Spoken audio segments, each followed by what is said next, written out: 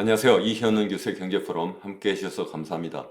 이제 정말 대통령 선거일이 얼마 남지 않았습니다. 제가 계속 말씀드리지만 정말 그 어느 때보다도 우리나라의 명운을 가르는 아주 중요한 그러한 대선이다. 저는 그렇게 생각을 하고 있습니다. 그 이유는 뭐 정치, 군사, 외교적으로도 굉장한 위기 상황이지만 제가 경제학자인 만큼 특별히 이제 경제적인 측면에서 볼 때 지금만큼 심각한 위기 상황, 절대 위기 상황에 처했을 때가 과연 있었을까 그런 생각을 해봅니다. 그래서 제가 대통령 선거를 앞두고 어떻게 하면 우리나라를 절대 위기 상황에 빠진 우리나라를 구해낼 수 있을까에 관한 그런 정책 대안을 말씀을 드리고 있습니다. 전반적인 뭐 문제점부터 시작해서 그래서 구체적으로 어떠한 대안으로 우리나라 경제를 과연 이러한 위기 상황에서 구해낼 수 있을까? 단기적으로 잠깐 뭐 경기를 반짝시키는 것이 아니라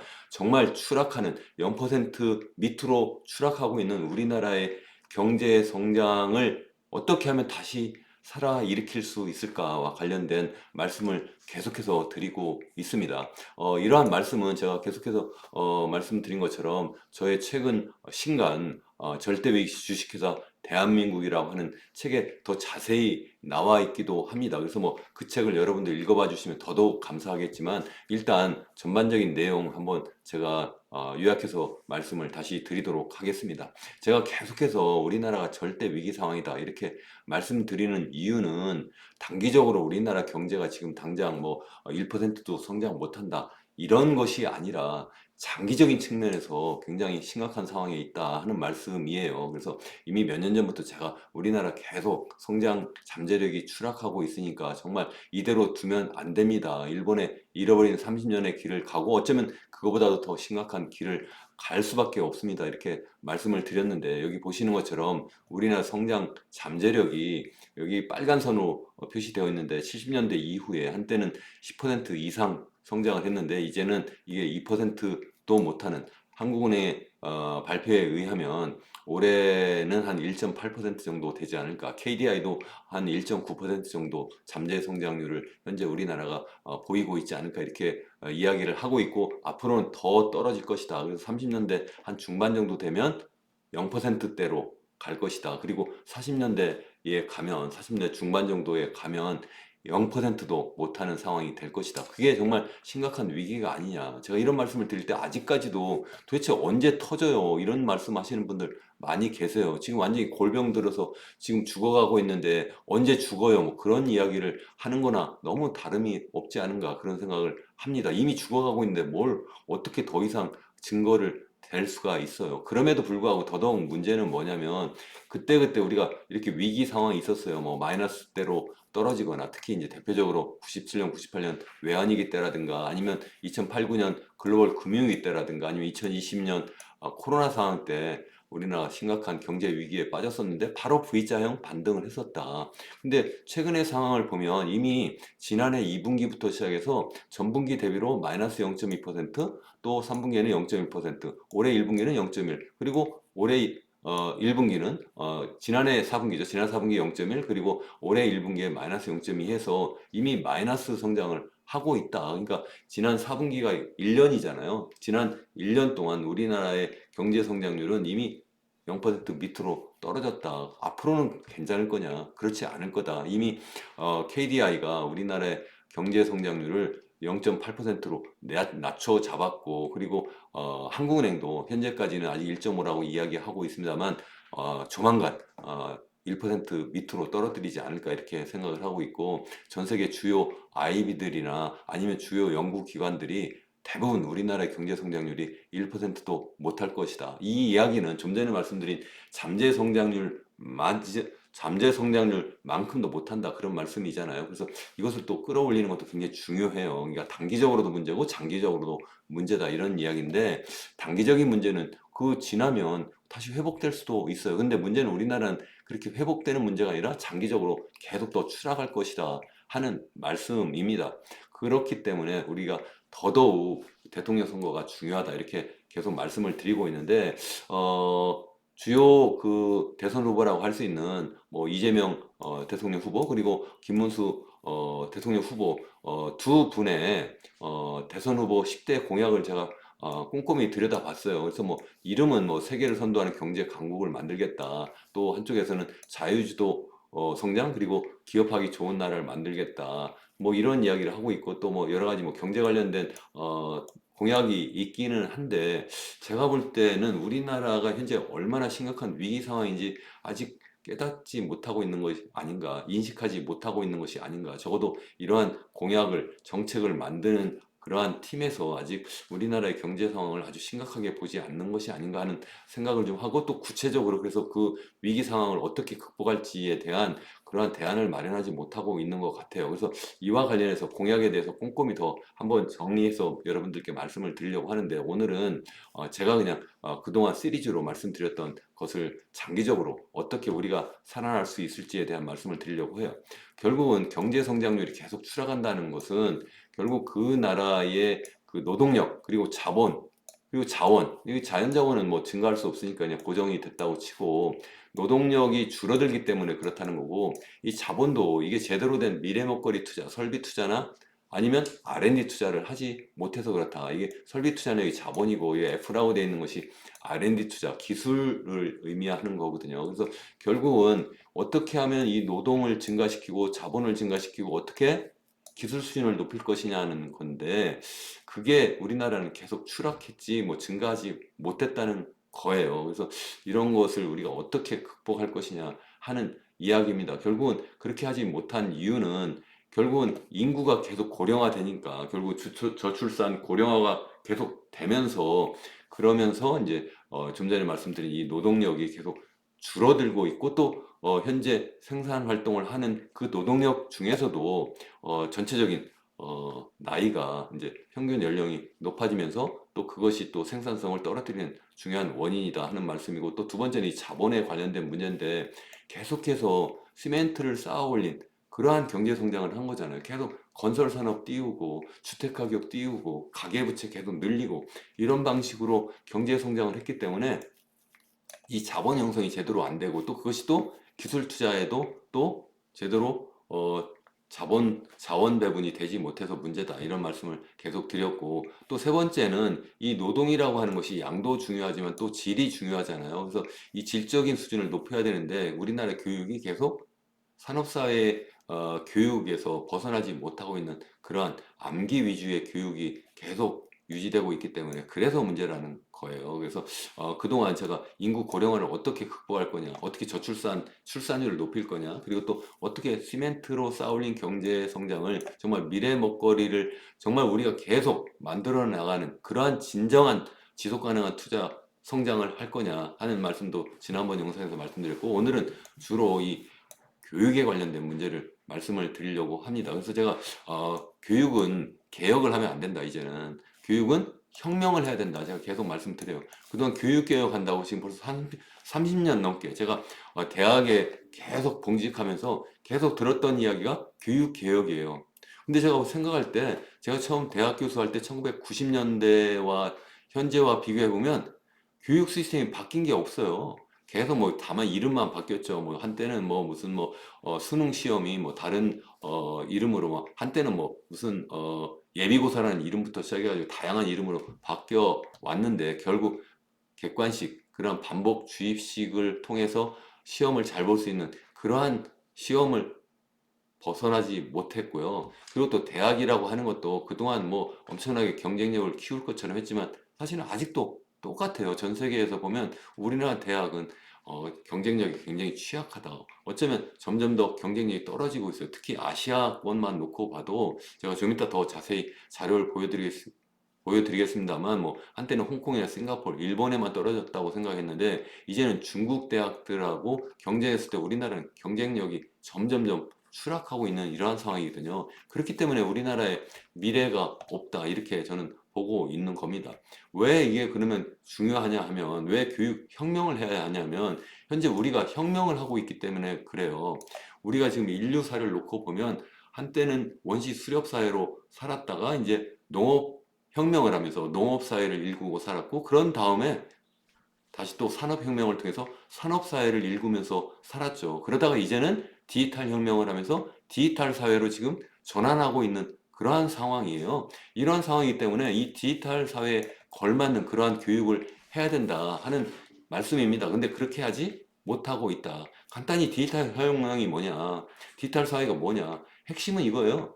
우리가 통신혁명을 함으로 해서 전 세계 인류가 하나의 그러한 연결고리를 갖고 있다. 그것이 바로 스마트폰인데 이것이 단순한 전화라든가 뭐 인터넷 정도가 아니라 그 자체가 컴퓨터고 그 컴퓨터가 서로 연결이 되어 있어서 마치 스마트폰이 우리 주요 장기 중에 하나가 됐고 우리가 보통 오장육부라고 합니다만 이제 오장육부가 아니라 오장칠부가 되었고 그래서 그 칠부인 일곱 번째 중요한 우리의 장기라고 할 수 있는 이 스마트폰이 전 세계 모든 인류와 80억 인류와 다 연결이 되어 있는 거예요. 초고속으로. 그것이 하나의 핵심이고, 최근에 이제 인공지능 이야기 많이 합니다만, 그것도 부족해서 이제 인공지능이 또 다른 우리 인류와 공생하는 그러한 또 외계 지능이라고 할 수도 있는 AI라고 하잖아요. 그래서 우리가 보통 아티피셜 인텔리전스라고 하는데, 유발 하라리 같은 사람은 이걸 다 에일리언 인텔리전스, 그러니까 외계 지능이다. 이렇게까지 이야기를 할 정도로 정말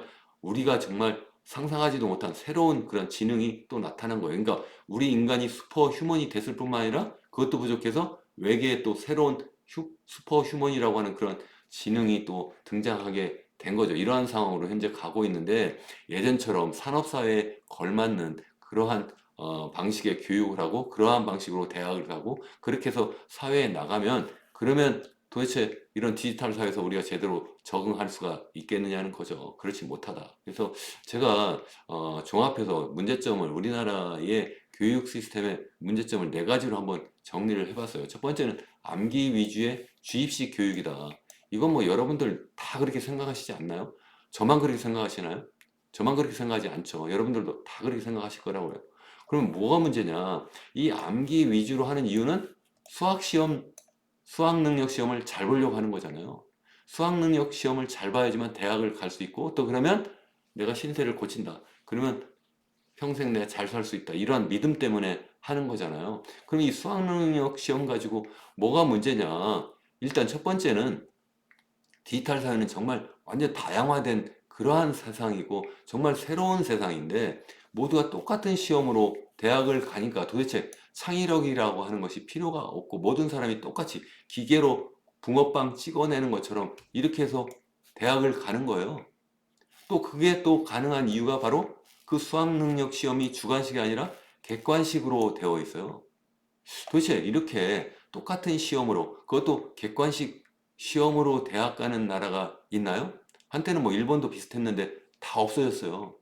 미국이 SAT 있잖아. 그거는 극히 일부, 그러니까 참고 자료로 쓰는 것이지 그것만으로 대학 가지 않거든요. 근데 우리나라는 그냥 이 수학 능력 시험 하나 가지고 대학을 가는 그러한 나라잖아요. 정말 제가 선진국 중에 이런 나라는 저는 하나도 모릅니다. 혹시 제가 잘못 알고 있으면 여러분들이 좀 알려주시면 감사하겠습니다. 더군다나 그 시험이 보면 자기 생각을 묻는 게 아니에요. 그게 아니라 정답이 이미 정해져 있어요. 이게 이 중에서 하나 골라라. 예? 객관식 문제 중에 교과서에 있는 것 중에 그 중에 골라라 이거예요. 도대체 어떻게 그렇게 할 수가 있는지 전 참 이해가 안 돼요.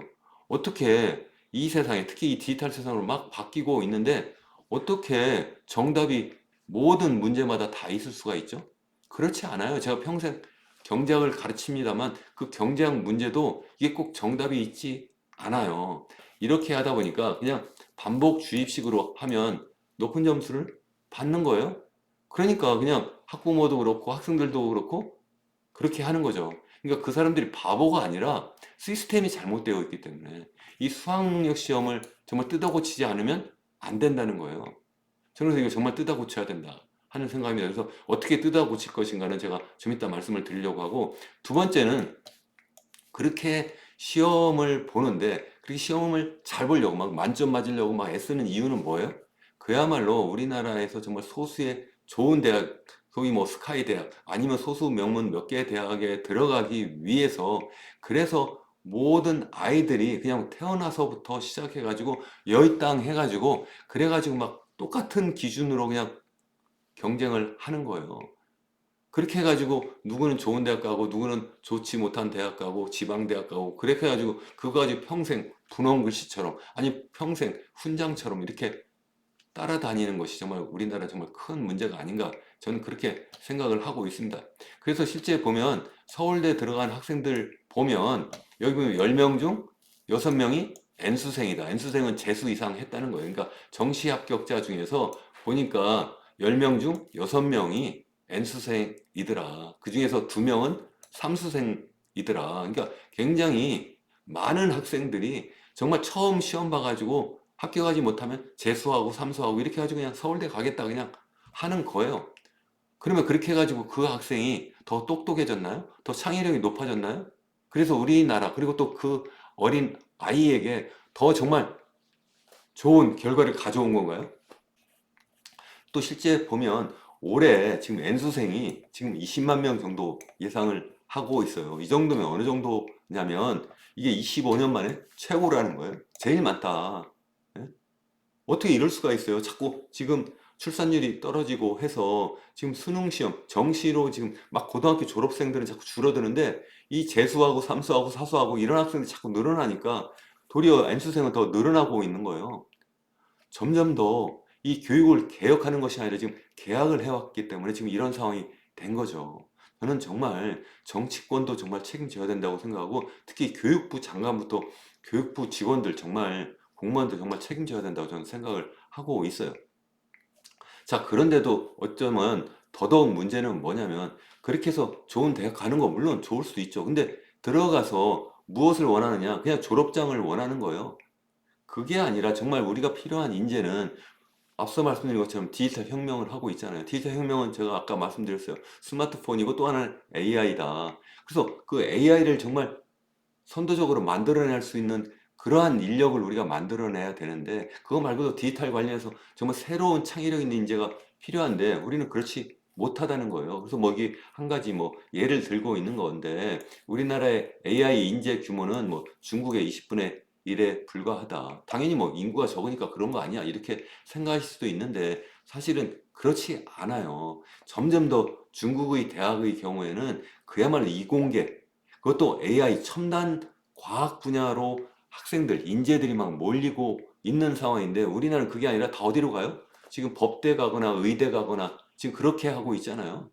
그게 자기들의 먹거리라고 생각을 하고 그나마 지금 대학 가는 시스템 자체가 객관식으로 시험 보고 반법주의식으로 하고 재수하고 삼수하고 이렇게 하는데 그렇게 해서 가는 이유가 그야말로 대학 졸업장 이름을 따려고 하거나 아니면 자격증을 따려고 하는 거죠. 이렇게 뭐 의대 가거나 이런 식으로 이렇게 하다 보니까 우리 미래가 없다는 거라고 저는 생각을 합니다. 그리고 세 번째 문제점은 그렇게 하는데 너무 지나친 경쟁을 한다는 거예요. 거기에 들어가는 사교육비가 정말 등골 브레이커라고 하잖아요. 이 부모의 등골을 완전히 무너뜨리는 브레이크하는 그렇게 심각한 문제를 현재 갖고 있다. 그래서 현재 보면 초중고 12년 동안 무려 평균적으로 한 2억 7천만 원 정도 쏟아붓는다. 그래서 등골 브레이커다. 뭐 그런 이야기까지 지금 하고 있습니다. 최근 기사예요. 그래서 뭐 특히 뭐 서울 대치동 같은 경우에는 뭐 더 많이 당연히 쏟아붓겠죠. 그러다 보니까 이 부모들의 입장에서 생각하면 일단 젊은 사람들이 결혼하기도 힘든데 결혼했다 하더라도 한 아이 키우기도 힘든 거예요. 이것이 고등학교 졸업할 때까지만 해도 2억 7천인데 또 다시 대학 가서 또 돈이 또 들잖아요.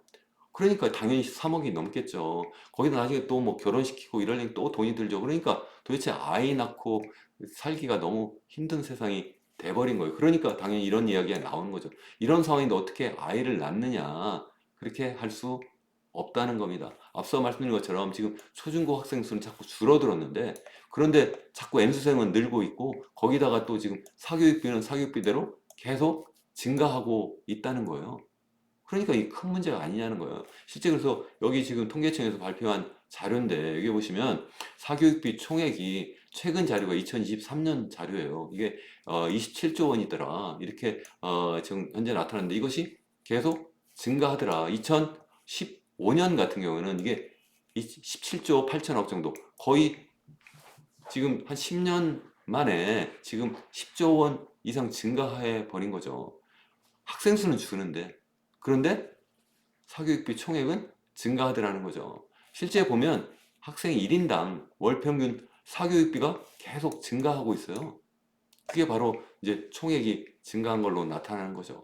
정말 이게 보통 문제가 아니다. 15년 24만 원 정도였는데 한 달에 이제는 44만 원 정도 된다. 그러니까 거의 2배 가까이 증가한 거잖아요. 그러니까 도대체 아이를 키우기가 너무 힘든 세상이 돼버린 거죠. 도대체 그동안 교육 개혁을 했다고 했는데 무슨 개혁을 한 거예요? 도대체 난 도대체 이게 교육부 장관부터 시작해서 도대체 교육부 공무원들이 정말 큰 책임이 있다고 생각하고 또 뿐만 아니라 정치인들이 결국 이것을 앞장서서 고쳐 나가야 되는데 그렇게 못했잖아요. 그러니까 정치인도 정말 큰 책임이 있다. 부모들이 무슨 죄가 있습니까? 학생들이 무슨 죄가 있어요? 시스템이 그렇게 되어 있으니까 그렇게 할 수밖에 없었던 거잖아요. 어쨌든 우리나라의 사교육 참여율이 지금 여기 보면 이게 지금 전 세계 주요 국가를 대상으로 해서 이제 사교육비가 얼마나 들어갔느냐 또 참여율은 얼마나 되느냐 이렇게 봤더니 우리나라는 지금 100명 중에 한 80명 정도가 참여하더라. 그래서 제일 높더라. 우리보다 높은 나라가 뭐 이집트라는 데가 있네요. 그 옆에 뭐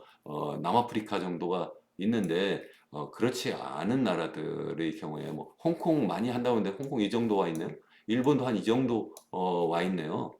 그러니까 캐나다는 뭐 한참 적죠. 그러니까 캐나다 같은 나라는 훨씬 더 사교육을 하지 않고 뭐 여기 보면 이태리라든가 아니면 뭐 스웨덴이라든가 뭐 이런 나라들 다 선진국들 그렇게 많이 사교육을 하지 않아요. 더 뒤에 가면 여기 뭐 아일랜드라든가 거의 사교육 하지 않는 나라, 프랑스라든가 뭐 이런 나라들도 거의 하지 않고 있습니다. 반면에 우리나라는 지금 너무 많이 하고 있지 않느냐 그런 말씀입니다.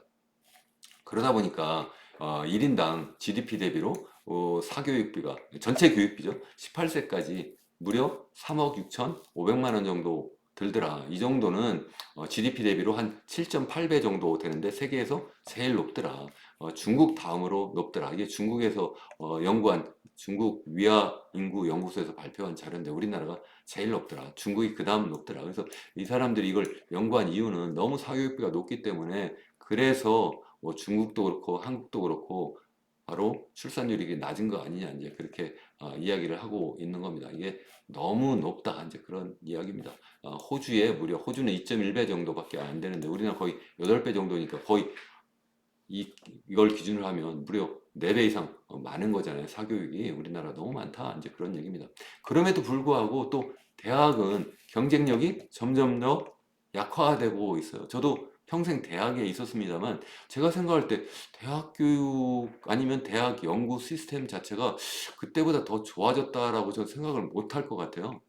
특별히 뭐 좋아진 것 같지 않다. 저는 그렇게 이제 생각을 합니다. 그 이유로 이제 여러 가지 이제 들 수가 있는데 그냥 결과만 놓고 보면 이게 더 아이시아 이게 뭐 이제 영국의 대학 평가 기관이죠. 이제 타임스 고등교육이라고 하는 그런 연구 기관에서 특별히 이제 아시아 대학만 놓고 올해 대학 랭킹을 한번 매겨봤어요. 우리나라 랭킹 굉장히 좋아하잖아요. 순위를 굉장히 좋아하는데 여기 보면 1위부터 쭉 보면 칭화대, 베이징대, 그리고 3위가 이제 싱가포르 국립대, 그리고 4위 난양 공대, 그리고 5위가 일본의 동경대, 6위가 홍콩대, 그리고 다시 또 7위가 중국의 후단대, 그리고 또 8위가 저장대, 그리고 다시 9위가 홍콩 중문대, 10위가 다시 또 중국의 상하이 교통대, 서울대가 한 15위에 와 있네요. 15위에 와 있습니다. 그러니까 10위권에 들어가 있지 않을 뿐만 14위까지 아무 한국 대학은 없어요. 대부분 중국 대학이거나 아니면 홍콩, 싱가포르 그리고 일본 대학이 다 들어가 있고 그 밑에 이제 카이스트, 성균관대, 연세대 우리가 소위 이야기하는 좋은 대학이라고 하는 대학들이 아시아 대학 중에서 보면 자꾸 랭킹이 밀리고 있어요. 그래서 여기 보면 제목도 그렇게 잡아놨네요. 마침 서울대, 연대 다 추락했다. 반대로 중국 대학은 계속 올라갔다. 그럼 뭘 가지고 평가했는데 그러냐? 연구예요, 연구. 연구 품질이 어떠냐? 교육 연구 환경이 어떠냐? 교육 환경도 있긴 합니다. 한 24% 정도. 그리고 산학협력 어떻게 하냐? 국제 어떻게 하느냐? 우리나라는 이 연구에 관련해서 지금 두 개 다 합하면 연구 품질이나 연구 환경 이게 보면 교수들이 얼마나 능력이 있느냐를 나타내는 거예요. 얼마나 정말 국제적인 학술지에 논문을 많이 내느냐. 그래서 얼마나 임팩트가 있느냐, 얼마나 영향력이 있느냐 이렇게 보면 우리나라 대학들은 중국의 대학 아니면 싱가포르 대학, 아니 홍콩 대학, 아니면 일본 동경대학만도 못하다는 거죠. 저 자신을 포함해서 그렇게 생각을 합니다. 저 자신 뭐 열심히 한다고 했습니다. 저는 뭐 나름대로 제가 경제학 분야에서는 그래도 그렇게 제가 못한 사람이 아니라고 전 생각을 하는데요. 전 세계적으로 제 연구 분야 많이 사람들이 인용하고 있습니다만 제가 괜히 또 자화자찬하는 것 같아서 여기서 그냥 중단하고 일단 계속 말씀을 드리면 우리나라 대학이 이 대학 교수들이 연구를 충분하게 하지 못하고 있다. 이것은 뭐 본인들 책임도 있고 또 그러한 여러 가지 이제 시스템적인 문제도 있습니다. 이제 그러한 것들 큰 문제다 하는 거고요. 그래서 앞으로 어떻게 그러면 대학 교육의 혁명의 교육의 개혁이 아니라 교육 혁명을 할 거냐 뭐 이런 이야기인데 저는 두 가지예요. 키워드가 하나는 경쟁을 줄이자. 경쟁을 줄이면 어떻게 더 교육이 더 좋아지겠느냐? 더 좋아질 수 있어요. 쓸데없는 경쟁을 하지 말자는 거예요. 그 대신 경쟁력은 높일 수 있는 방법을 찾아보자. 저는 그런 말씀입니다. 그럼 어떻게 해야 되느냐? 첫 번째는 대입혁명을 하자. 대입혁명. 대학 입시제도를 바꾸자는 거예요. 어떻게 바꾸냐? 이거 자꾸 재수하고 삼수하고 사수하고 이렇게 해가지고 그냥 자꾸 대학을 가는데 그걸 좀 못하도록 좀 방향을 좀 잡아보자. 어떻게 하느냐?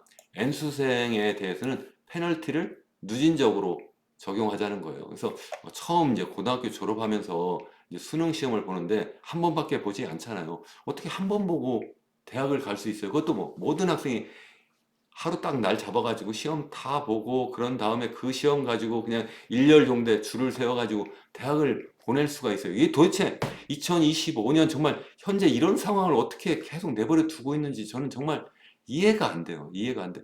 전 세계 선진국 중에 그렇게 하는 나라가 정말 있는지 하나라도 좀 내놔 보세요. 정말.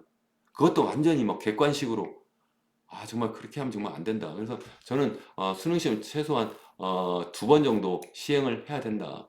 그렇게 생각을 하고 그리고 이제 재수하면 시험을 못 보게 할 수는 없잖아요. 시험을 보되 일정 부문, 일정 비율만큼 감점을 좀 시키면 좋지 않을까 이렇게 생각을 합니다. 재수하면 뭐 예를 들어서 전체 수능 성적의 뭐 1% 아니면 2% 감점을 하고 뭐 삼수하면 다시 또 더 감점하고 뭐 이런 식으로 감점을 누진적으로 하면 그 기회를 박탈하는 것은 아니되 적어도 페널티를 줌으로 해서 적어도 재수하고 삼수하고 뭐 N수하는 그러한 인센티브는 좀 줄일 수 있지 않을까 저는 그렇게 생각을 합니다.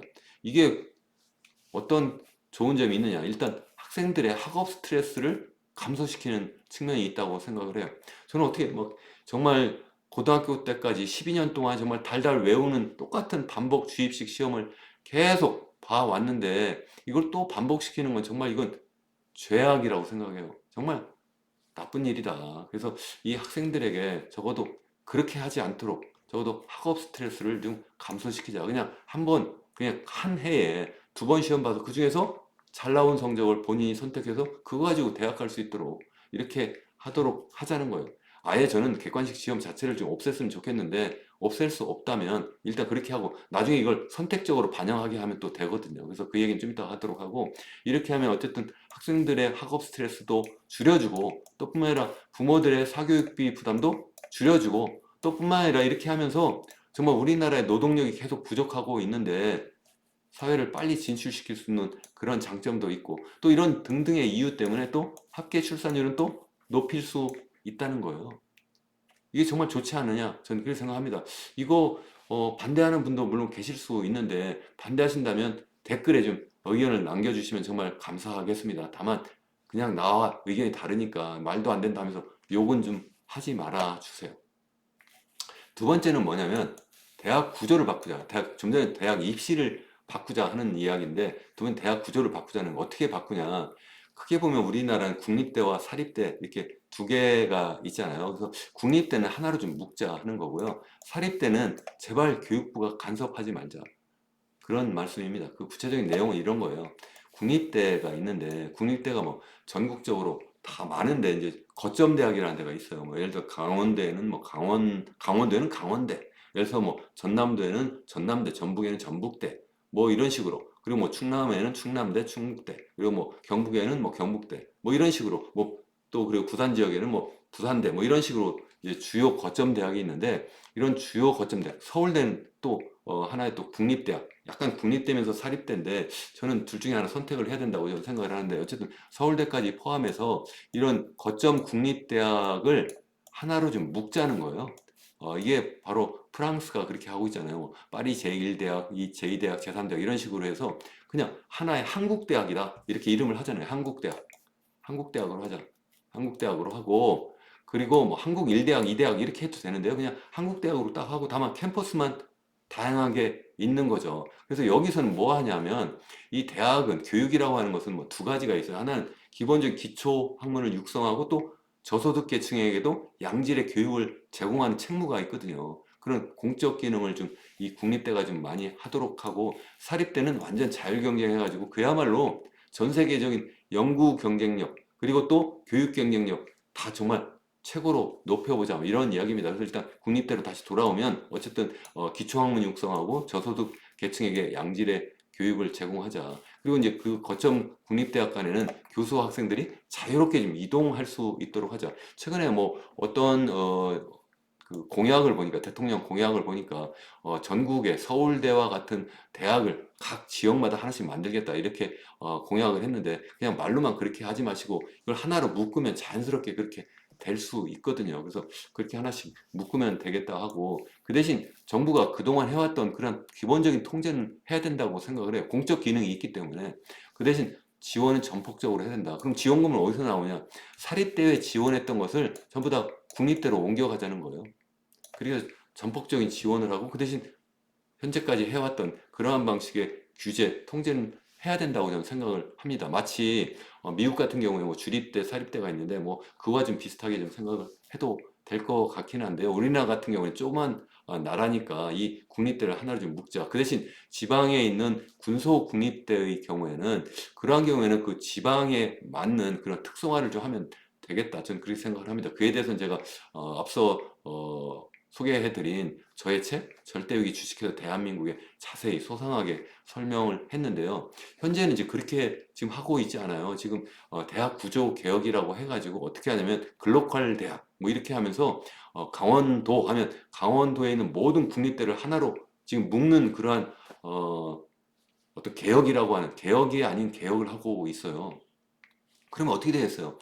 이 강원도 하면 춘천 캠퍼스가 제일 메인 캠퍼스. 제가 이제 거기에서 이제 평생 근무를 해 왔는데, 그런데 다른 대학들과 전부 하나로 묶어버리면 어떻게 되겠습니까?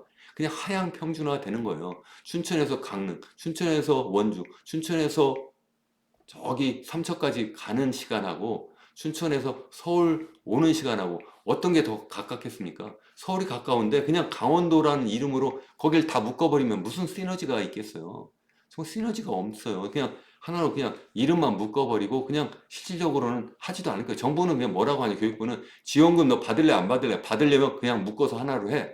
이렇게 하니까 그냥 겉으로만 묶고 있는 지금 그러한 지경이에요. 정말 이런 상황을 계속 어떻게 해나갈 수 있을까 좀 그렇게 생각을 합니다. 어쨌든 그렇게 해서 또 등록금은 전액 면제를 해야 된다. 저는 그렇게 생각을 합니다. 그래서 저소득 계층은 적어도 국립대를 선택을 하게 되면 그러면 양질의 교육을 받을 수 있고 또 등록금도 내지 않도록 이렇게 하고 그 대신 사립대는 그야말로 지원도 하지 말고 간섭도 하지 말자. 그래서 사립대는 뭐 수능 시험 뭐 성적을 반영을 해야 되느니 말아야 되느니 뭐 전공을 이걸 해야 되느니 말아야 되느니 뭐 교수 충원 비율을 얼마로 해야 되느니 말아야 되느니 이걸 왜 정부가 간섭을 하죠? 그냥 내버려 두면 알아서 잘할 거거든요.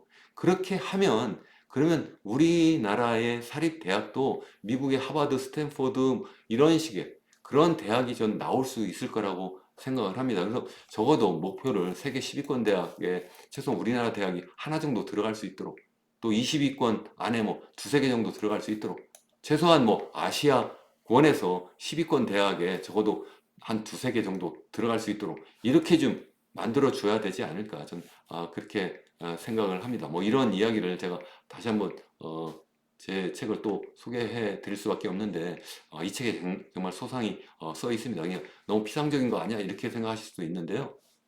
시간 제약상 이 정도 말씀드리고 더 구체적인 이야기는 책을 좀 봐주셔도 고맙겠다 이런 생각을 좀 해봅니다. 자, 이렇게 해서 제가 대통령 선거를 앞두고 우리나라 절대 위기 상황에서 어떻게 하면 이 위기 상황을 극복할 수 있을지 그동안 이제 세 가지 말씀드렸어요. 첫 번째는 저출산 이것을 극복해야 된다. 초저출산을 정말 출산율을 높여야 됩니다. 그래서 인구 고령화 속도를 늦추고 그래서 우리나라의 젊은 노동력이 자꾸 충원될 수 있도록 해야 됩니다. 두 번째는 너무 시멘트 위주의 시멘트 주도 경제 성장을 하지 않고 정말 미래 먹거리 투자 주도 성장으로 가야 됩니다. 그에 대해서도 구체적으로 제가 지난번 영상에서 말씀드렸고 오늘 세 번째로 어떻게 하면 정말 우리나라의 젊은 인재들이 단순하게 그냥 졸업장 따거나 아니면 자격증 따기 위해서 막 일렬 종대로 막 줄을 세우는 그러한 암기 위주, 그러한 사교육을 받아서 그냥 바보 교육을 하지 않는 그러한 교육 개혁을 넘은 교육 혁명을 어떻게 할 것이에 대해서 말씀드렸습니다. 다음번에는 네 번째로 앞으로 그럼 제가 경제 이야기만 하니까 저 사람 뭐 경제 가지고 뭐 성장만 하면 되는 줄 알아 이렇게 생각하지만 그게 아니라 저는 어떻게 하면 이 사회가 그래도 모든 사람이 다 행복한 사회를 만들까? 또 뿐만 아니라 이 자연 환경도 굉장히 중요하다고 생각하거든요. 그래서 환경적으로 어떻게 지속 가능한 사회를 만들까? 이에 대한 말씀도 좀 드리려고 합니다. 그런 다음에 마지막 또 정치적인 측면에서 정치 혁명은 어떻게 해야 될지에 대한 말씀도 좀 드리려고 합니다. 여러분 끝까지 시청해 주셔서 감사합니다. 감사합니다.